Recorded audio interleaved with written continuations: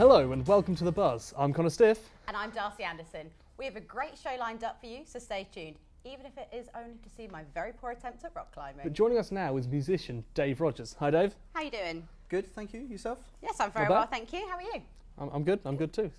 So first question to you is, why did you choose guitar in the first place? Why guitar as an instrument, or? Yeah, why guitar, say, over drums or bass, maybe? It was mainly for, it's difficult to get hold of a drum kit. When you're young and starting to learn to play an instrument, your parents don't really want a drum kit in your bedroom, so it was like either recorder or guitar. You chose the cooler one. Yeah, I just thought strings over a big whistle, so I thought, yeah, that'd be better. So would you say you had inspiration from some of the great guitarists, or? There are a lot. I mean, I'm primarily a blues guitarist in a lot of my lead playing, and that comes from sort of, my mum's influenced most of my music, so it was always Clapton or B.B. King, or sometimes a little bit heavier and going to like Bon Jovi and things like that as well. But there was a massive music taste in that all. So did you come from a very musical family? Were a lot of people in your family musical? Not so much the playing of the instruments, but they've always listened to music quite a lot. I mean, my granddad is a massive Bob Dylan fan, and so a lot of the folkier side of my writing comes from listening to him when I was younger. And it's lovely. Just, well, we'll be having you on the sofa for the rest of the show, so it'll be great to talk to you again. Right. But now it's time to catch up with Sam, who has set a retail challenge this week. But it's going to be a good one. It's going to be brilliant. Today I've been set the challenge to look at which is better, high street shopping or online shopping. First shop is New Look.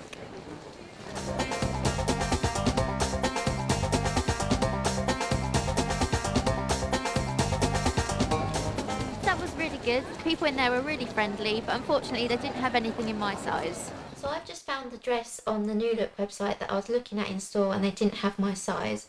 So I'm just going to start ordering that now. And by the looks of it, they have free deliveries for over £20, so I might get some matching shoes while I'm at it. A few clicks, 2 items equals a happy customer. Why would I go to queue in the high street? I much prefer shopping online because you get the whole variety. It's good, it's just easier, you don't have to go out your house, you can do it when you want to. You get like better sales and there's more like a variety of places you can look. So River Island was the second shop in my challenge today. It was really great. I managed to get my student discount on a really nice top. So I've been browsing through River Island and I've just found out that I can't get my student discount online, which means that I'm going to be paying more online than I would have in store, which is really annoying. I prefer retail shopping because I just like to look at everything before I buy it. You know, it's a much more personal experience. I don't like the internet. You see what you're buying, you know what you're buying, you don't like it, you can put it down again. So I've completed my challenge now. I've been both on the high street and online shopping. I have to say that high street shopping was quite difficult on the day. There was snow, so it was troublesome getting there in the first place. I was really cold. It wasn't as enjoyable as I thought it would be. Online shopping was so simple. I can sit in my pyjamas, I can have my cup of tea, I can be as comfy and as cosy as I like, and I can get it delivered the next day, although I probably did spend a little bit too much, so yeah. I have to admit, I do love a bit of online shopping, but how about you guys? Are you partial? I'm for high street really, but... Not so much, how about you? oh, I love internet shopping. Google something you want, buy it straight off. Straight away. Yeah. But would you do that with some sort of musical instrument that you were buying, a guitar, would you? Not so much.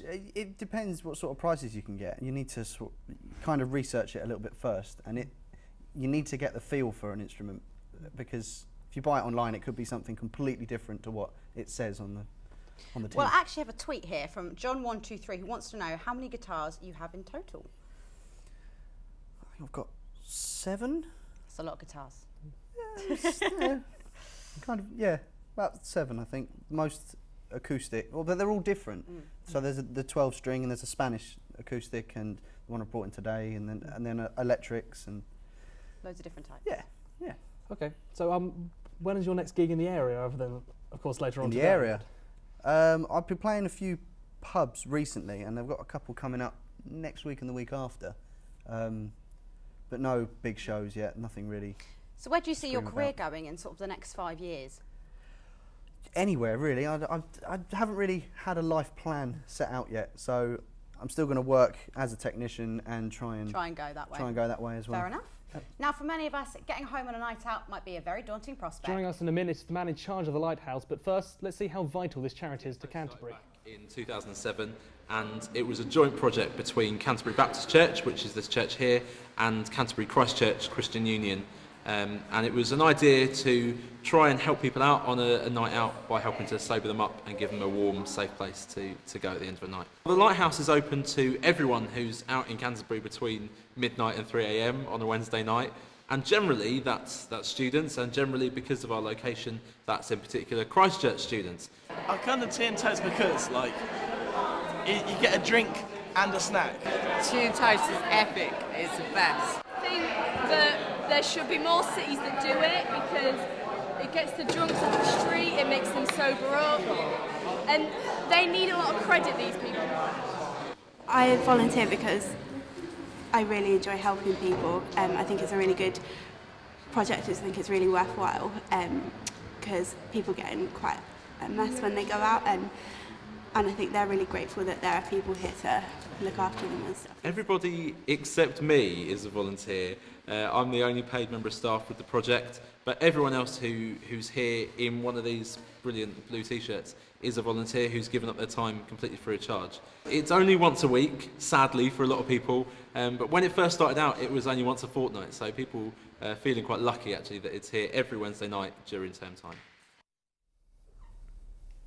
Well, what a great charity. So you're joining us now, Josh. Obviously had a busy night at Tea and Toast last night, didn't you? Yeah, it was a late one as always, but it was a lot of good fun. It's so brilliant, but how do you guys get funding for it? So currently it's all being funded through the Baptist Church that you saw there. In the past we've had funding from Kent Police and from the City Council. So it is a Christian organisation, I take it, yeah? So does that mean that you're doing it to get your message across, or is it for something else? We're not there to sort of shove religion down anyone's throats, but if people want to talk about it, then we're happy to. I think that's what inspires me personally and a lot of the other volunteers to do what we do. We're just there to help people though. Well, it's only one night at the moment. Would you like to expand that if you could? It would be great to expand it, but it's dependent on money and on the people. It's the volunteers who really make it happen. So how many volunteers would you need to open it up for another night?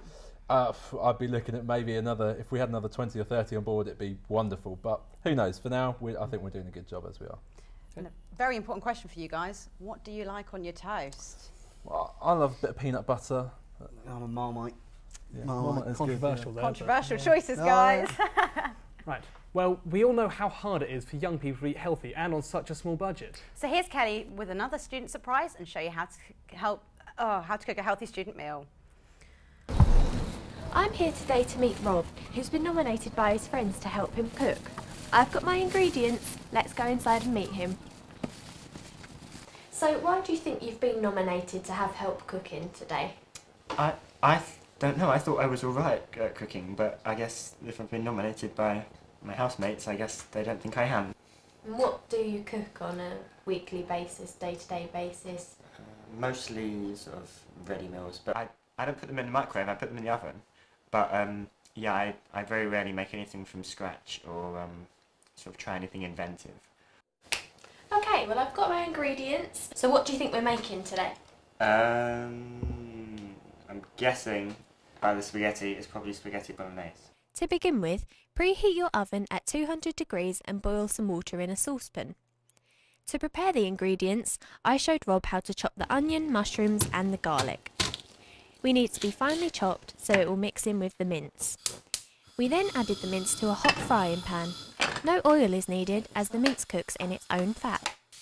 And then we chop the mince up into smaller pieces. By this time, the water should be boiled. So add the required amount of spaghetti into the saucepan and leave it to cook for the required time. Also put the garlic bread in the oven for about 10 minutes. When the mince is beginning to brown, add the chopped garlic, onion and the mushrooms. Also add 2 beef stock cubes and for my secret ingredient, add some tomato ketchup. These will add extra flavour to the mince. Once everything is cooked, it's time to serve the food and place the garlic bread on the side of each dish. And there you have it, another healthy student meal on a budget.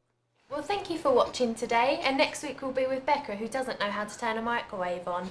If you want to nominate your friends, go to our website. Thanks for that, Kelly. Another great meal on a budget. Remember, if you want to read up on any of our recipes on today's show, check out our Facebook page. But now it's time for that part of the show that everyone's been waiting for. It's time to see how Darcy and I got on the presenter challenge this week. And I think I might be the winner. I don't know, I was on fire this week. I was on Well, fire. let's see how we do. Right guys, so we're going to do a little bit of a climbing challenge today.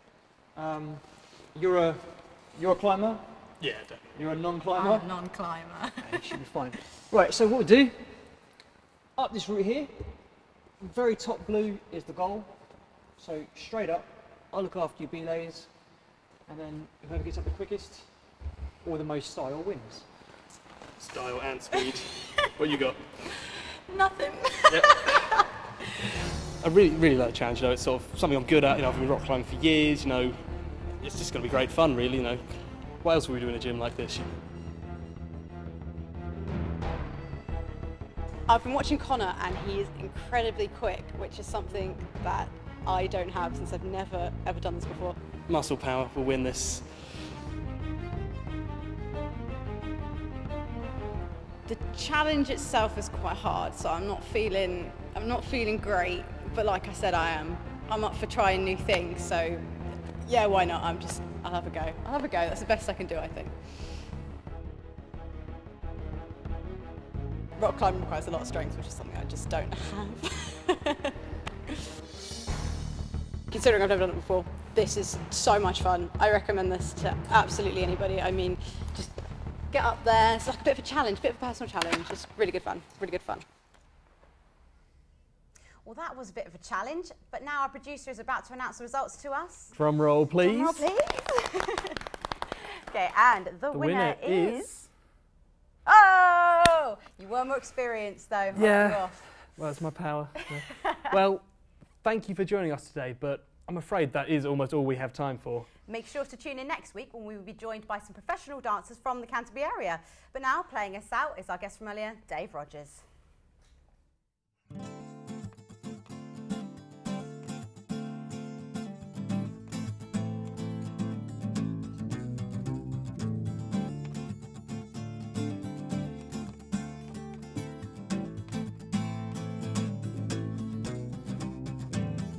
Took the red rose from her hair and blew it to the wind. Sand between all of her toes, no longer wishing to pretend.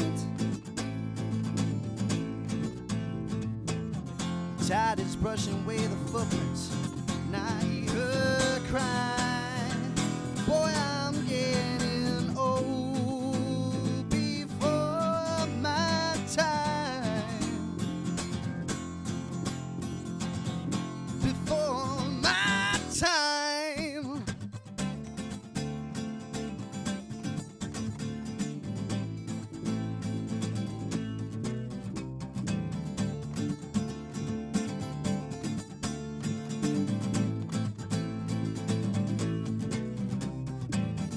Wearing all this makeup only hides the wrinkles on my soul. And if my age is knowledge, there's not much that I don't know. So sick and tired of waiting, and these days feel more like years. Wish to find that certain someone. Take me back to childish tears. Sitting, laughing, smoking, drinking too much wine.